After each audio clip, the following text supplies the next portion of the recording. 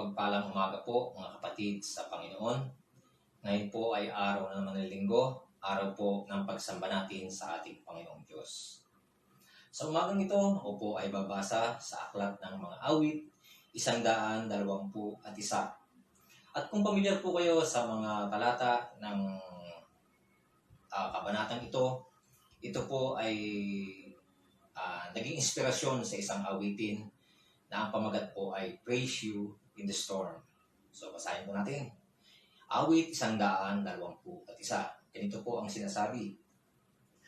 Doon sa mga burol ako'y napatingin, sasaklolo sa akin saan manggagaling. Ang angat kong tulong kay Yahweh na magmumula sa Diyos na lumikha ng langit at ng lupa. Di niya ako hahayaang mabuwal, siya'y di matutulog, ako'y babantayan. Ang tagapagtanggol ng bayang Israel hindi natutulog at palaging gising. Si Yahweh ang ating tagapag-ingat, laging nasa piling upang magsanggalang. Di ka maaano sa init ng araw kung gabi ay di ka sasaktan ng buwan. Si Yahweh ang siyang sayo'y mag-iingat, sa mga panganib ika'y ililigtas. Si Yahweh ang siyang sayo'y mag-iingat, saan man naroon ika'y iingatan. Di ka maaano kahit na kailan. Purihin ang Diyos sa pagbasa ng kanyang salita. Tayo po ay manalangin. Samahan niyo po ako sa isang panalangin. Ama naming Diyos na nasa langit, nagpapasalamat po kami sa iyo sa umagang ito. Sa kabila ng mga nararanasan namin ngayon, narito pa rin kami at binigyan pa rin kami ng pagkakataon, Ama, na muli ay umawit sa iyo, magpuri sa iyo, at higit sa lahat, sumamba sa iyo. Salamat sa umagang ito dahil sa halos 6 na buwan na rin na hindi kami nakakapanambahan sa aming mga bahay-sambahan. Pero salamat, ginagamit mo ang internet at hindi mo hinahayaan na hindi kami makapakinig ng iyong salita. Alam namin, Ama, na sa kabila ng mga nararanasan namin ngayon, na andyan ka pa rin, nakatingin sa amin, sumusubaybay, at nag-iingat palagi sa amin. Sabi mo nga sa iyong salita. Alam namin naman, na sa kabila ng aming dinaranas na ito, hindi mo na isaktan ang iyong mga anak. Hindi mo na ispahirapan, Ama. At alam namin na mayroon ka lang gustong ipahiwatig sa amin. Meron ka lang nais na aming gawin. At yun, ang nais mo ay marunong kami o matuto kaming magtiis. Matuto kaming maghintay. Matuto kaming magtiyaga. Matuto kaming umasa at higit sa lahat, matuto kami na gamitin ang pananampalatayang ipinagkaloob mo sa bawat isa sa amin. Ama, alam namin na hindi mo na isaktan ang iyong mga anak, hindi mo na ispahirapan. Kaya nga sa umagang ito, nagpupuri pa rin kami sa iyo, Ama, sa kabila ng aming dinaranas na ito. Narito pa rin, hinahayaan mo pa rin, na kami ay sumamba sa iyo, sa Espiritu at sa katotohanan. Dalangin nga lang namin, ang aming mga kapatid na nanghihina, nanglulupaypay, tulungan mo po sila sa pagkakataon ito. Salamat po, Ama, sa umagang ito. At ito po ang aking panalangin ng may pasasalamat sa matamis na pangalan lamang ng Panginoong Jesus. Amen at Amen.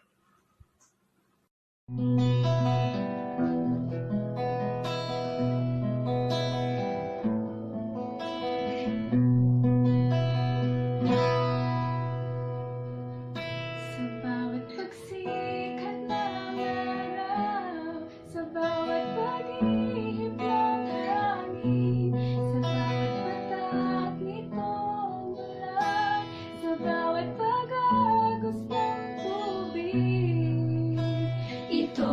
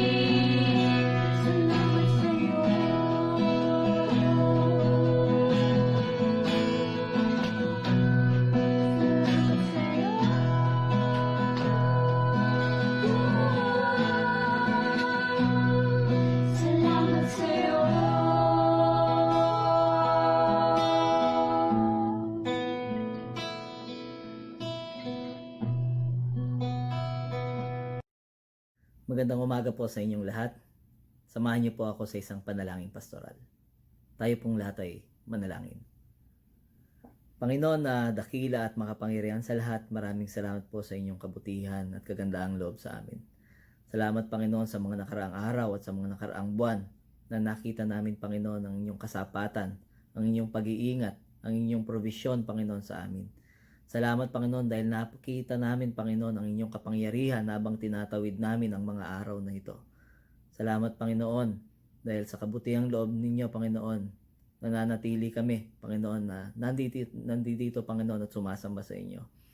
Panginoon, dinadalangin po namin ang araw na ito, Panginoon. Kayo po ang humawak sa kabuuan ng aming pagsamba. Dinadalangin namin ang aming tagapagsalita na kayo po sa pamamagitan niya, kayo po ay siyang mangusap sa aming mga puso, sa aming mga buhay. Dinadalangin po namin, Panginoon, ang leadership ng church na ito. Na sa kabila ng crisis, Panginoon, sa kabila ng crisis na aming nararanasan, Panginoon, kayo ang magbigay, Panginoon, ng wisdom, ng guidance sa kanila upang kami ay pamunuan. Salamat, Panginoon, sa bawat ministry, Panginoon, na patuloy, Panginoon, na naglulingkod sa mga kapatid, Panginoon, na nagbibigay ng kanilang mga oras, ng kanilang kalakasan, upang may pagpatuloy namin, Panginoon, ang aming mga gawain. We praise you, Father, for the lives of these people, Panginoon. At dahil sa kanilang pag-ibig sa inyo, Panginoon, nakikita namin, Panginoon, at nagkakaroon kami ng ganitong kapamaraanan, Panginoon, ng pagsamba.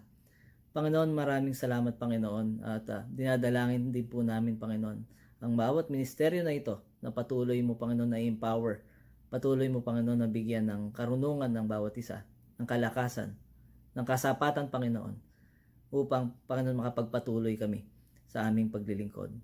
Lord, we're praying right now for the people who needs healing.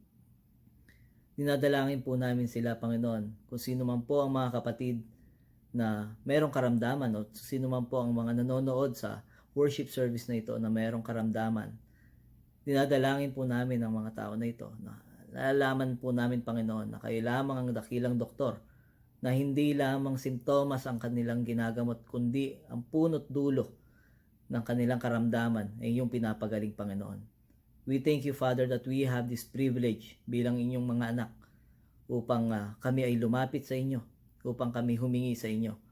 Dahil nalalaman namin, Panginoon, bilang isang mabuting Ama, Panginoon, hindi mo ipagkakait, Panginoon, sa amin ang inyong kabaitan, ang inyong kasapatan sa aming mga buhay. Lord, we're praying for everyone's protection. We're praying for good health, Panginoon. Patuloy niyo kami, Panginoon, na alagaan. Patuloy niyo kami, Panginoon, na bigyan ng confidence, Panginoon. Habang tinatahak namin ang aming mga trabaho, ang aming mga school, Panginoon, o ang aming mga gawain sa bawat araw, sa kabila ng pandemya, Panginoon, ay nalalaman namin kayo, Panginoon, ang nagbibigay ng protection sa amin. Salamat, Panginoon, sa katotohanan na hindi lamang sa sakit ninyo kami niligtas, kundi ganun din naman po sa aming mga kasalanan. Lord, we're praying right now for our relatives, our friends, na hindi pa rin nakarinig ng inyong pag-ibig, Panginoon. Dinadalangin po namin, Panginoon, na gumawa kayo ng paraan upang sila ay maligtas. Dinadalangin na po namin, Panginoon, na kayo ang magbigay, Panginoon, ng way, Panginoon, upang kami naman, Panginoon, ay magamit ninyo para maibahagi namin ang mabuting balita. Lord, we're praying again for the whole service this morning. May you just bless us. May you just give us wisdom as we continue to listen to your words. In Jesus' name we pray. Amen. Amen. Kapayapaan at biyaya ng Panginoon ay sumainyo. Ako po ay babasa sa aklat ng 2 Korinto, Kabanata 5, Talata 17. Ganito po ang sinasabi. Kaya't kung nakipag-isa na kay Kristo ang isang tao, isa na siyang bagong nilalang. Wala na ang dati niyang pagkatao. Sa halip, ito'y napalitan na ng bago. Ang Diyos po ang magpala sa kanyang mga salita. Magandang araw po sa inyong lahat. Isa pong pagbati mula sa inyong lingkod. ah, sa buong BBC family sa ating gawain po sa umagang ito. Bago po tayo magsimula, tayo po isang daling manalangin. Ama namin Diyos na siyang muli at dakila sa lahat, muli po kaming pupulit papasalamat sa oportunidad na binigay mo. So umagang ito, tulungan mo yung lingkod, gamitin mo para sa gawain ito. Ikaw mangusap sa iyong mga churches, Panginoon, ang mga salita mo siya maging buhay at papapala sa amin sa umagang ito. Ito po sa hiling namin sa pangalang Pinoong Jesus. Amen. Ang ating pong talata or title sa umagang ito ay New Life, New Beginning. Bagong buhay, bagong pasimula. Sabi po ng isang talata o isang quotes, you need to learn from your mistakes to start a new beginning. You need to learn from your mistakes to start a new beginning. Kailan daw tayo matuto sa ating mga pagkakamali para makapagsimula o magsimula ulit. Or every story has an end, but in life, every end is a new beginning. Ang bawat daw kwento ng ating nagtatapos ay parang isang buhay din na nagsisimula, every end. Every day is a new life. But we need to go on with this life. Ang buhay natin ay parang orasan. Nagpapatuloy at tuloy-tuloy. Kung matatandaan po natin itong pandemic, naka-apekto to sa ating pananampalataya. And the need to still cling on our faith ay isang challenge. Sometimes God tests our faith. Just as He tested yung mga Israelita sa wilderness. Pero bakit ginawa ng Panginoon yan? Bakit inabot ng 40 years yung kanilang pag-travel sa wilderness? Sabi sa Deuteronomy, it is for them to know what was in their heart. So sa panahon yun, sa panahon nila, tines ng Panginoon ang kanilang mga puso. Ganoon din naman, if our faith is weak, it may not be obvious when life is going smoothly. Ganoon naman talaga eh. Yung pananampalataya natin, tama lang kasi wala nangyayaring buhay natin ay papatuloy. But when hard time comes, doon nare-reveal kung ano yung pananampalataya natin. God doesn't test us because He doesn't know how strong we are. Instead, He tests us because we don't know how strong we are. Sa challenges kasi ng buhay, doon natin matitest ano ba yung pananampalataya natin. And we only realize it when times of testing comes. Sabi nga sa Psalms 139, search me, O God, and know my heart. Test me and know my anxious thoughts. Ngayon po, i-recall natin yung reason bakit tayo mayroong pananampalataya.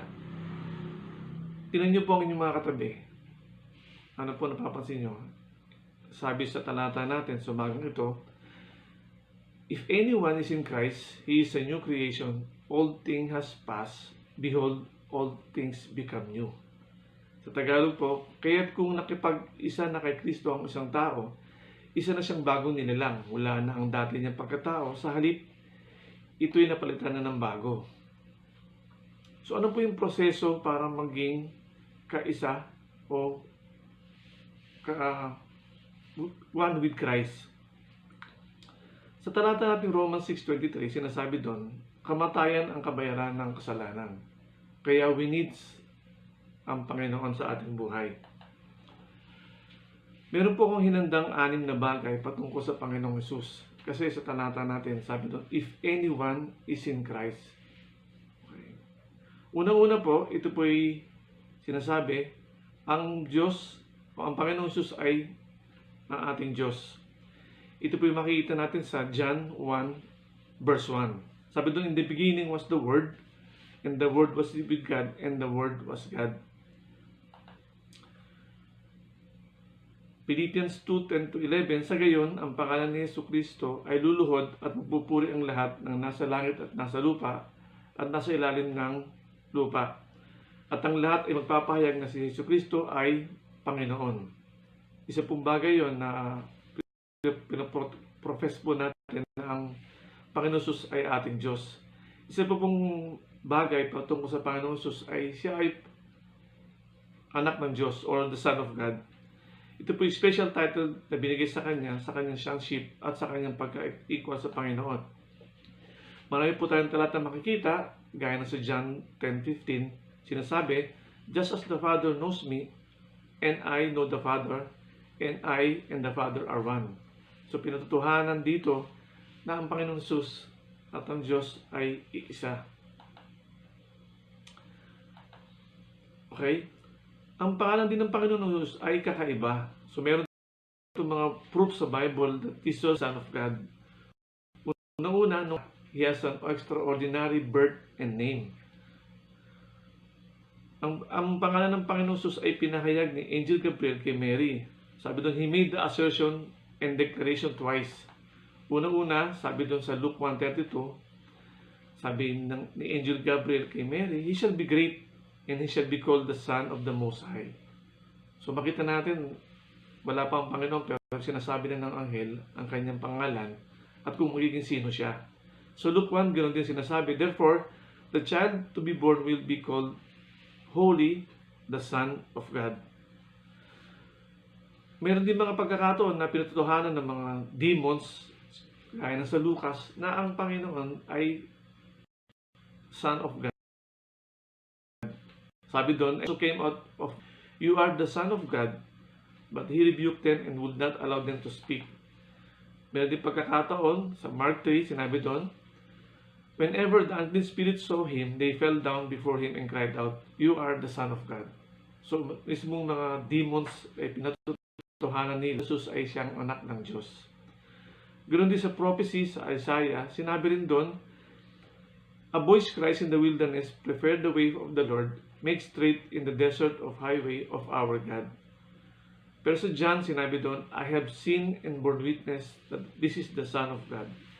Yun yung patotoong sinasabi ni Apostol Pablo sa ating Panginoong Hesus. Sino pang nagpatotoo mga bagay patungkol sa Panginoon? Yung kanyang mga followers o yung kanyang mga lingkod. Sabi doon, they followed Jesus, they absorbed His teaching, and sila yung naging witness sa iba't ibang miracles. Sabi doon, they began to testify to what they saw and who they believed He was.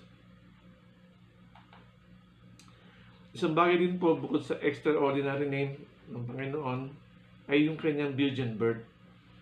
Sabi doon, if Jesus had a biological father, He could not have been the Son of God. Pero alam natin ang storya, di ba? Ang Holy Spirit came to Mary, she conceived Jesus through divine means. Sabi nga, walang human touch dito.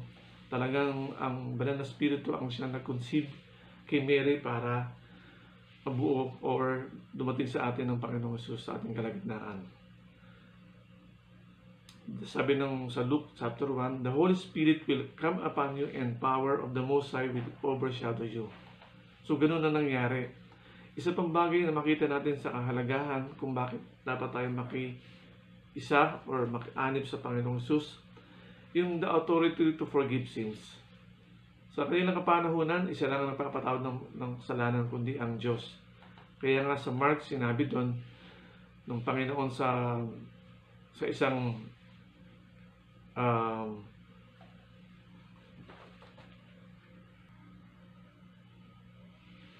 isa pong katangian din ng ating Panginoon Hesus na nais kong talakayin, yung kanyang authority to forgive sins. Isang bagay po sa Mark 2 ang sinasabi rito, na merong apat na magkakaibigan, meron silang kasamang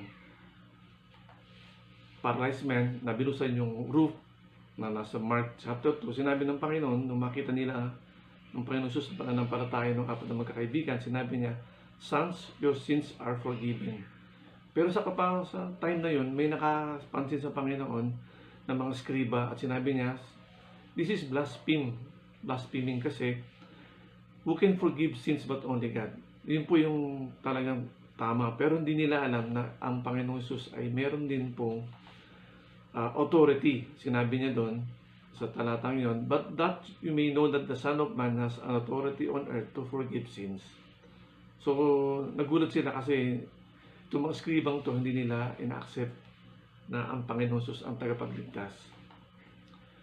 Okay, isa po pong bagay bakit napakahalaga na makilala natin ang Panginoon kasi mismo ang Diyos Ama ang nag-acknowledge sa Kanya. Ito po yung siya babautismuhan sa Ilog Jordan. Sabi doon, isang voice ang maririnig, sabi doon, "This is my beloved Son, with whom I am well pleased." Sa Mateo chapter 3, verse 16b hanggang 17. So dito, consider ng Ama ang Panginoon Jesus bilang Kanyang anak.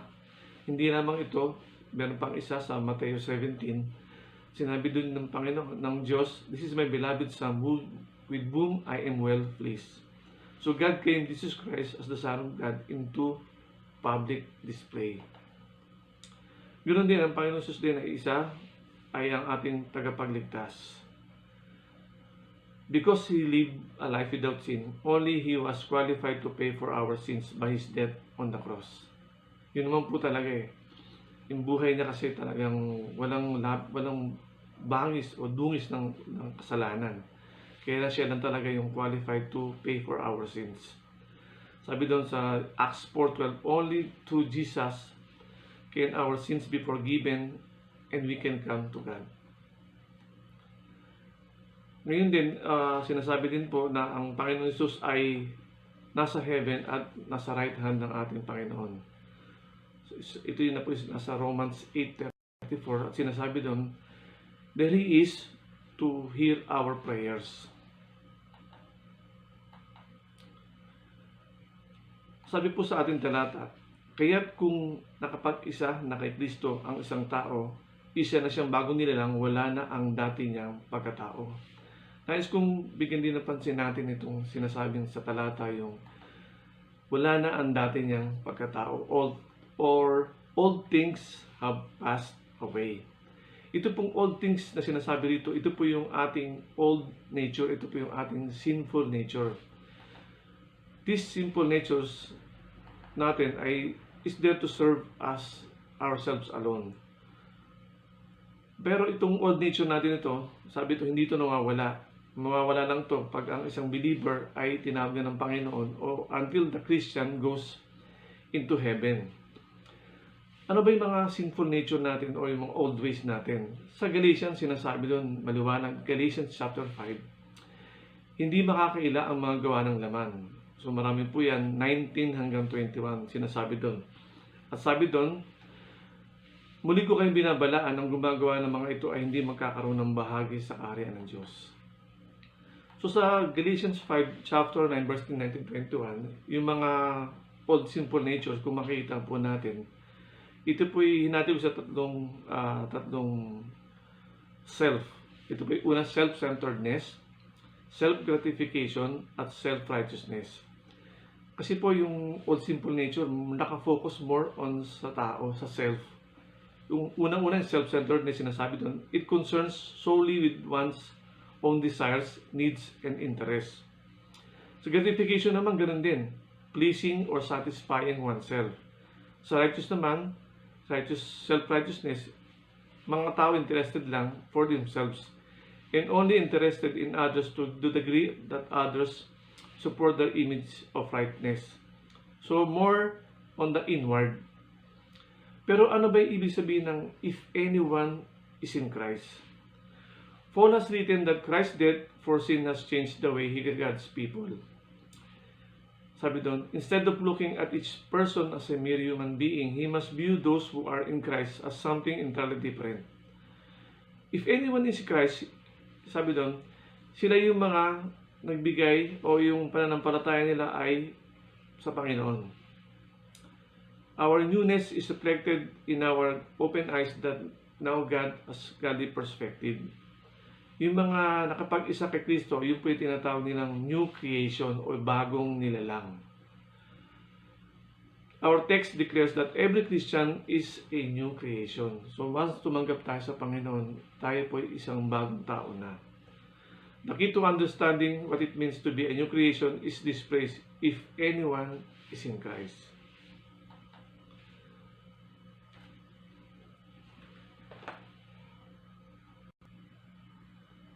Balikan po natin yung ating talata. Sabi doon, therefore, if anyone is in Christ, he is a new creation. Old has gone, the new has come. Sa talatang po yan, makikita natin ang salitang therefore. Ito po yung nagre-refer sa back verses ng chapter 2 na 2 Corinthians, chapter 5, verse 14 to 17 was that with Christ and no longer live for themselves. Pero ano po ba yung ibig sabihin ng new creation in Jesus? Meron po akong tatlong hinati itong ating talata. Sinabi ko po doon. Yung una po ay a new creation has a new relation to God. Sumunod po, a new creation has a new relation to his fellow men. Tapos, a new creation has a new self o bagong pagkatao. Unahin po natin yung new creation has a new relation to God. So, if anyone is in Christ, he is a new creation. Yung bagong creation na po ito, nagbibigay ng bagong relasyon sa atin sa Diyos. Number one po, sa under new relation is we are created by God. John 1:13. Sabi doon, we are not new on our own. We need Jesus Christ to be new. Yung pagkatao natin, hindi natin kayang baguhin kung tayo lang. Pero kung ito'y pagkakatiwala natin sa Panginoon, babaguhin tayo. Sabi doon, our newness is nothing we have earned that covers up who we are. We are totally new thing that God created. Sabi sa John 1:13, sila ay naging mga anak ng Diyos, hindi dahil sa isinilang sila ayon sa kalikasan o kagustuhan o kagagawan ng tao, kundi ayon sa kalooban ng Diyos. Yun po yung nais ng Diyos sa atin. Yung maging makilala natin ng Diyos Ama. Di ba? Our new birth was brought by the will of God. Bukod po doon na tayo ay created by God. Number 2, we are chosen by God. Isa po magandang isipin natin lagi na tayo ay pinili ng Diyos. Sabi sa Ephesians chapter 1-4, bago pa likhain ang sanlibutan ay pinili niya na tayo upang maging Kanya sa pamamagitan ng ating pakikipag-isa kay Kristo upang tayo maging banal at walang kapintasan sa harap ng Diyos. Dahil sa pag-ibig ng Diyos, pinili niya tayo upang maging anak niya sa pamamagitan ni Kristo ayon sa kanyang layunin at kalooban. So yung pagpili po sa atin ng Diyos, hindi po siya nagkamali. Kaya marapat po na pasalamatan natin ng Panginoon o didilin natin yung ating pananampalataya na tayo ay pinili ng Diyos. Ang sabi doon sa talatang ng Efeso 1-4, sabi doon, tayo ay pinili ayon sa kanyang layunin at kalooban. So very important thing po na that we are born of God. We did not inherit the new nature or decide to create ourselves, but He created something entirely fresh and unique. So in creation, kinreate tayo ng Panginoon, tapos nire-create ulit tayo nang tayo makakilala sa Panginoon. Pangatlong bagay din po, bukod sa tayo created or chosen by God, tayo rin po ay pardoned by God. Nasa Romans 8:1-3. Sinasabi doon, kaya wala nang kahatulan, parusa sa mga tao na nakipag-isa kay Kristo. So wala na tayong kasalanan. Inalis na ng Panginoon o yung wrath ng Panginoon wala na sa atin. Sa pamamagitan ng utusan ng Espiritong nagbibigay buhay dahil sa pakikisa natin kay Kristo, pinalaya na ako mula sa utusan ng kasalanan at kamatayan. Ginawa ng Diyos ang hindi kayang gawin ng kautusan dahil sa kahinahan ng tao. Isunugo niya ang kanyang sariling anak sa anyo ng taong makasalanan upang pawiin ang ating kasalanan. Yun po yung napakagandang bagay na ginawa sa atin ng Panginoon. Yung ating kasalanan ay pinawi niya, inalis niya sa atin upang tayo ay hindi nahatulan ng Panginoon. Bukod po dun sa tayo ay pinatawad na sa ating kasalanan, number 4, tayo rin po ay tinawag niyang bilang mga anak niya. So 1 John 3:1-2. Sabi doon, tingnan niyo kung gaano kalaki ang pag-ibig sa atin ng Ama. Tinawag niya tayong mga anak ng Diyos at iyon nga ang totoo. So tinawag tayo, mga minamahal, mga anak na tayo ng Diyos, ngunit hindi pa nahahayag ang maging kalagayan natin. Ngunit alam natin, pagdating ni Kristo, tayo maging katulad niya. So tayo po ay tinawag din bilang mga anak ng Diyos. God becomes our Father with all the rights to tell His children what to do and what not to do.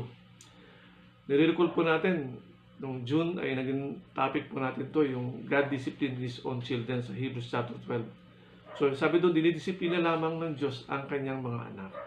So sabi doon, sa talatang yun, mapalad tayo pag tayo dinidisiplina dahil tayo itunuturing na anak ng Diyos. Ikalawa po sa ating talata, new creation, new life, new beginning. Bukod sa new creation that builds a new relation to God, sa new creation din po, nag-build tayo ng new love or new relation to our fellow men. Number 1 po yung relation to church sa Acts 2:47. So sabi dito, sa church we are like a body with many parts. Meaning po we comprise of many people with various moods and characters, but as one body we should be united. Sa panahon po ng Acts chapter 2, pinapakita rin po yung buhay ng mga faithful o yung mga mananampalataya ayon kay Apostol Pedro. Sabi doon, inilaan nila ang kanyang sarili upang magtuto sa turo ng mga apostol. At sabi doon, nagsasama-sama sila bilang magkakapatid, nagsasalo-salo sa pagkain ng tinapay at manalangin. Ganon din sabi doon sa letter B, nagsasama-sama ang lahat ng sumasampalataya at iyan ay tunurin nila para sa lahat. Sabi doon, pinagbibili nila yung mga ari-arian, tapos sinishare nila sa bawat isa. Pinamamahagi yun ayon sa kanyang pangangailangan. So, ganun po yung ginagawa ng mga mananampalataya during Acts chapter 2, na sila'y araw-araw nagkakatipon sa templo at nagpira-pirasyon ng tinapay sa kanilang mata at na masaya at may malinis na kalooban. Dahil sa ginagawa po nilang yun, ano ang sabi? Anong relation sa church na ginagawa nilang ng mananampalataya o yung mga nakipag-isa kay Kristo? Sabi doon, at kinalulugdan sila ng lahat ng tao. So, merong harmony sila sa kanila sa pakikipagkaisa. Alam ko sa ating kapanahunan, dahil under tayo ng pandemic, so namimiss na natin yung isa't isa. Pero meron way pa rin para magkasama-sama ang makapatiran sa pamagitan ng ating online worship service, ganun online prayer meeting at online mga meeting. Isa pa po bukod sa relation to the church ay relation to the world. Ano po ba yung dapat na maging pakikitungo natin sa mundo? Sabi sa 1 John chapter 2, huwag ninyong ibigin ang sanlibutan o ang mga bagay na nasa sanlibutan. Ito po ipaalala sa ating mga bagong nakakilala sa Panginoon na sabi doon, huwag ninyong ibigin. Sabi dito, kasi bakit? Ang umibig sa sanlibutan ay hindi umiibig sa Ama. So ang lahat ng masalibutan at pagnanasa na naman ay at ang mamalaki sa buhay na ito ay hindi nagmula sa Ama kundi sa sanlibutan. Ngunit ang sumusunod sa kalooban ng Diyos ay mabubuhay magpakailanman. Sinasabi sa atin dito na kung tayo nakipag-isa kay Kristo, meron tayong bagong pananaw sa mga tao. Yung sabi doon, do not love the world or the things of this world. Itong pandemic brings slowdown to our daily run, slows down our economy. Sabi doon, pero we will never stop or we will never keep slow of our daily commune with God.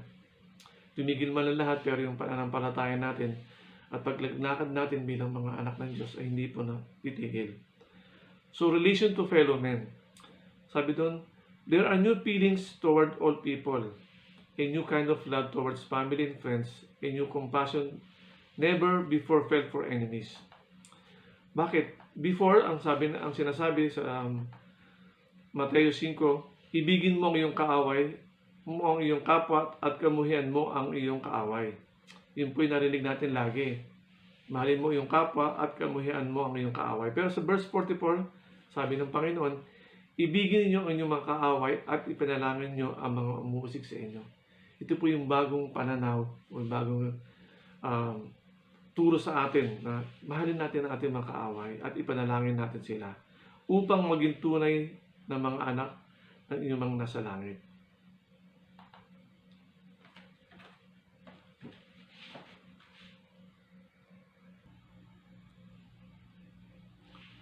New life, new beginning. Review po natin muli. Yung una po, a new creation has a new relation to God. A new creation has a new relation to His fellow men. At ikatlo po, A new creation means new being or new self. Sabi doon, if anyone is in Christ, he is a new creation. Under po nun is yung new from the old. Dahil tayo bago nang nilalang, wala na po yung old. Our old self or nature is dead and buried. Sabi nyo sa Romans 6:4, sa makatuwid tayo namatay na at nalibing na kasama niya sa pamamagitan ng bautismo upang kung paanong binuhay muli si Kristo sa pamamagitan ng dakilang kapangyarihan ng Ama, tayo rin ay magkakaroon ng panibagong buhay. Sabi doon, tayo naman ay lumakad sa panibagong buhay. The newborn soul delights in the things of God and abhors the things of the world. Yung dati nating gusto, ngayon din na natin, ayaw na natin dahil sa panibagong relasyon na ito na binigay sa atin ng Panginoon. Sabi doon, those in Christ have become something they were not before. Their identity has changed from being the fallen version of themselves to being associated with righteousness. So bago na, wala na yung luma. So sabi doon, Jesus changed lives. Marami tayong makikita sa Bible na mga karakter na binago talaga ng Panginoon. Isa doon po si Zacchaeus o yung tax collector. Ito yung makita natin sa Luke chapter 19 verse 1 to 10. 'Di ba? Nung pumunta sa kanyang bahay ang Panginoon, dumalaw sa kanya, lumapit siya at sinabi niya sa Panginoon, sabi niya, I will repay people whom he cheated in collecting taxes and give half everything else to the poor. So, ganun siya, ganun niya nakilala ang Panginoon eh. Yung dating buhay niya na hindi maayos, inayos niya. Sabi doon, kasi nga nawawala ito siya ng tax. So time nila, talaga nag-overtax sila. Pero sabi niya doon, nung nakilala niya ang Panginoon, mga harapan, sinabi niya, yung kalahati bibigay ko sa mahihirap. Tapos kung meron man ako ng argabyado, babayaran ako ng 4 times. So bibigay niya lahat. So nabago yung kanyang pananaw at kanyang buhay. Number 2, para sa ating new creation means a new being or self. We are holy and blameless. Sabi doon, bago pa likain ng salibutan, ay pinili niya na tayo. Tatalong po ako. At upang tayo maging banal at walang kapintasan sa harap niya. Sabi rin sa Colossians, pala rin sa atin, ngunit naging tao anak ng Diyos sa pamamagitan ng kanyang pagkamatay, ay pinagkasundo kayo sa Diyos, na sa gayon ay maiharap kayo banal, walang kapintasan at dungis. Yun po yung nais sa atin ng Panginoon, maging holy tayo sa harapan niya, walang kapintasan. Ito po yung narinig kong term sa mga mananampalatayong above reproach. Siguro narinig din na rin yan. Wala yung kanto niya na before. Ibig sabihin po niyan, it means that no criticism can be made or perfect. Pag sinabing ang isang Kristiyano above reproach, wala kang masabi. Pwede mong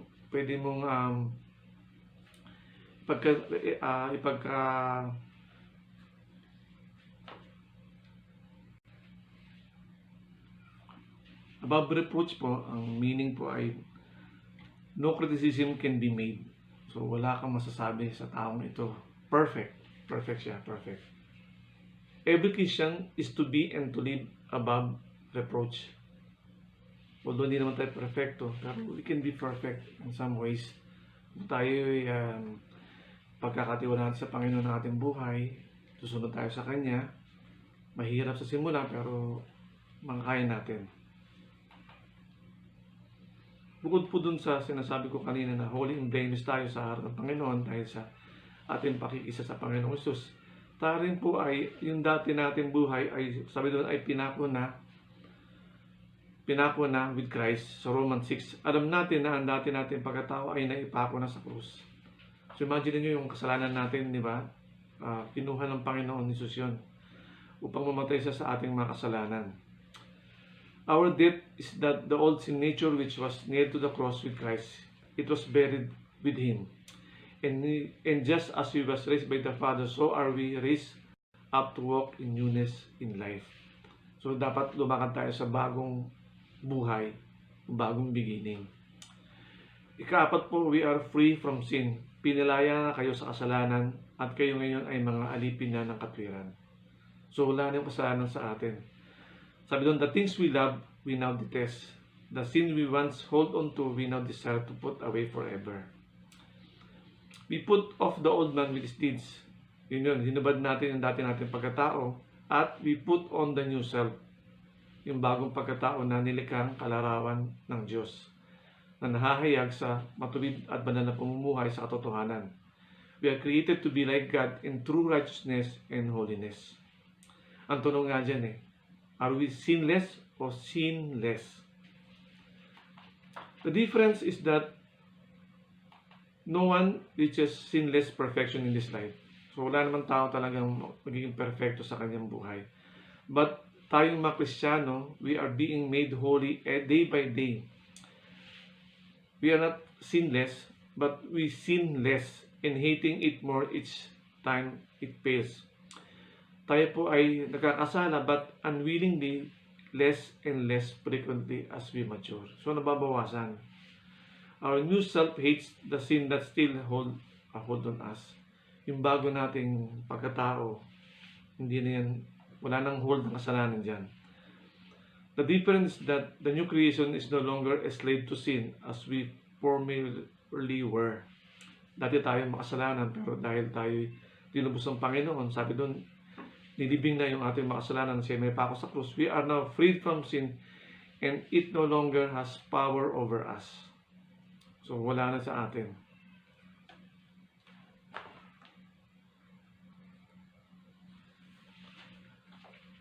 New life, new beginning. Number 1 po, a new creation has a new relation to God. Number 2, a new creation has a new relation to his fellow men. A new creation means a new being to self. Para po sa ating conclusion, isipin natin, are you a new creation? Tayo ba'y bagong nilalang? Kung wala pa tayong kaugnayan sa Panginoon sa mga oras na ito po ang araw na new life and new beginning sa atin. Dalawang bagay lang po para makilala natin ang Panginoon. Aminin po natin na tayo makasalanan at tanggapin natin ang ating Panginoon bilang Lord and Savior of our life. Sabi doon, pagkatatanggap, sabi doon, subalit ang lahat ng tumanggap at sumampalataya sa Kanya ay binigyan niya ng karapatan maging mga anak ng Diyos. Okay. Kamusta na po ang ating buhay na binago ni Kristo? Napagtatagumpayan ba natin ang ating araw-araw pamumuhay bilang mga believer? New life, new beginning in Christ. Hindi naman natatapos ang ating buhay once we accepted Christ. We will all finish the race and finish it as well. Yung bagong creation na binigay sa atin ng Panginoon is a wondrous thing formed in the mind of God and created by His power and for His glory. So isipin natin lagi yun. Ginawa tayo ng Diyos sa kanyang isip, kinate niya tayo by His power at binago niya tayo. And bakit? Because of for His glory. Tapos sabihin po sa atin ng Panginoong Jesus, well done, my faithful and servant. Sabi nga po ng isang awit, makulay ang buhay na binago ni Kristo.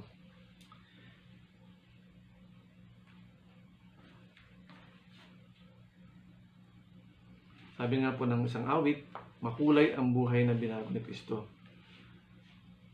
It is not enough to whisper a prayer of repentance and ask for the Holy Spirit. Both of these disciplines of prayer and reading of Bible take effort on our part. Sa buhay na Kristiyano, meron din tayong part, hindi na tayo nanalangin, pero nagbabasa rin tayo ng Bible at ginagawa natin yung mga bagay para makatulong at tumago tayo. Sabi doon, and we have to take some initiative in our sanctification o yung pagkabanal natin. We have to make an extra step. Sabi ng isang illustration, meron isang Kristiyano po na stranded sa isang rooftop ng kanyang bahay nang bumaha sa kanila. Sabi ng Kristiyano, nanalangin siya sa Panginoon, nailigtas siya. Ngayon may dumating sa kanyang kapitbahay na may daladalang boat and nag-offer ng help. Pero sabi ng ng taong ito, ng Kristiyano, sabi niya, he refused to accept yung tulong at sabi niya, God will deliver me. Later on, may dumating naman na Coast Guard na helicopter. Ganon din, nais yung tulungan, hinagis yung rope para makaahon siya dun sa bubong niya na tumataas na yung baha. Again, the man refused to help, saying, God will deliver me. Ililigtas ako ng Diyos. So the flood raged and he died. Nung namatay siya, at nasa heaven na siya, sinabi niya, nakita niya ang Diyos, sabi niya, why didn't you save me? Bakit hindi mo ako niligtas? Sabi niya sa Diyos. Ang sabi ng Diyos, I sent you a boat and a helicopter. Sabi doon. Pero anong ginawa niya? Hindi niya ginawa. Minsan sa buhay natin, gumagawa ang Panginoong Hesus, ang ating Diyos sa iba't ibang kapamaraanan. Pero tayo, hindi tayo willing na join Him. Sa bagong buhay at bagong pasimula, meron tayong bagong at tamang kaugnayan sa Diyos, meron tayong bagong kaugnayan at pag-ibig sa ating kapwa, at meron din tayong bagong pagkatao. Lahat ng ito ang mangyayari kung pati tayo makikiisa at makikibahagi din, makikijoin sa gawain ng Panginoon para mabago tayo at tumago tayo bilang Kristiyano. Pagpalain po tayo ng Panginoon sa ating mensahe. Tayo po yung manalangin.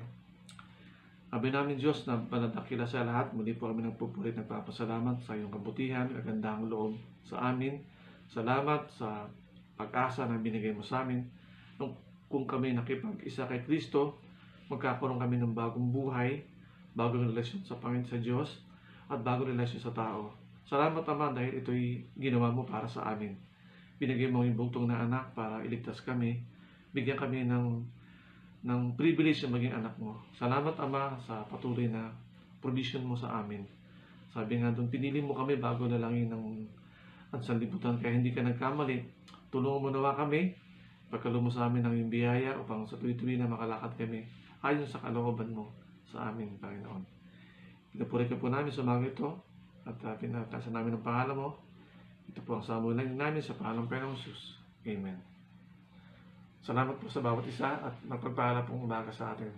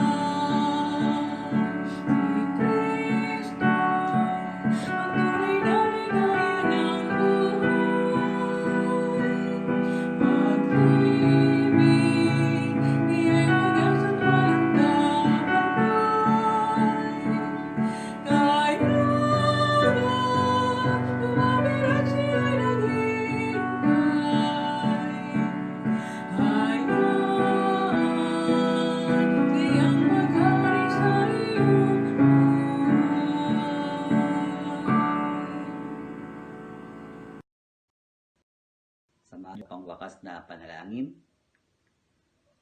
Aming Diyos, salamat pong muli sa iyong panalambahan na ito na niloob nyo sa bawat isa. Salamat, Panginoon, sa iyong pangunguna, Panginoon, mula sa simula hanggang sa matapos. At salamat, Panginoon, sa kapahayagan mo ng iyong salita na siyang patuloy na nagpapaalala sa amin na kailangan talaga kaming mamuhay na tulad ng isang binago, Panginoon. At Lord, maging challenge din dito sa iyong sa mga nanonood din, sa kasama namin sumasamba na hindi pa mga mananampalataya, na maging hamon sa kanila ang magkaroon ng buhay na meron na kasama ang Panginoong Hesukristo. Salamat, Panginoon, at gamitin mo, Panginoon, ang pananambahan na ito para ma-reach out din, Panginoon, ang ilang mga hindi pa nakakakilala sa inyo. Lord, muli binabalik namin sa iyo ang pasasalamat at papuri sa pangalan ng Panginoong Hesus. Pagpalain kayo ng Panginoon at ingatan kayo. Paliwanagin nawa ng Panginoon ang kanyang mukha sa inyo at mahabag sa inyo. Ilingap nawa ng Panginoon ang kanyang mukha sa inyo at bigyan kayo ng kapayapaan, ng pag-iingat, kalusugan, proteksyon, ngayon at magpakailanman. Amen.